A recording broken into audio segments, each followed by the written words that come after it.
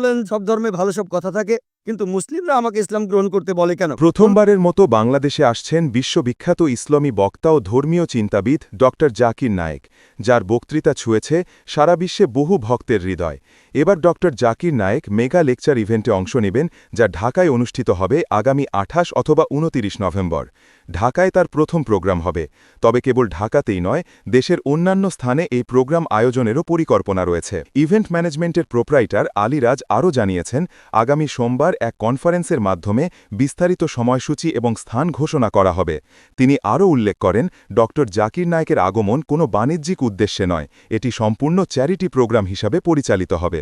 ভক্ত অনুসারীদের দীর্ঘদিনের প্রতীক্ষার পর এই আগমন বাংলাদেশে গুরুত্বপূর্ণ অনুপ্রেরণামূলক হিসাবে ধরা হচ্ছে। ধর্মীয় শিক্ষার প্রসার, তরুণ সমাজের মননশীলতা এবং সমাজে ইতিবাচক প্রভাব বিস্তারে সব ক্ষেত্রে ড জাকির নায়েকের বক্তব্য বিশেষ ভূমিকা রাখবে বলে মনে করা হচ্ছে। আল্লাহ তাআলাকে সৃষ্টি করেছেন, যেমন তিনি যীশু খ্রিস্টকে সৃষ্টি করেছেন ধুলো থেকে, তিনি বলেন হও আর তা হয়ে যায়। আল্লাহ যখন কিছু সৃষ্টি করতে চান তিনি বলেন হও। মোহাম্মদ ফয়সাল জাবিদ, ফিরোজ, উত্তরবঙ্গ নিউজ।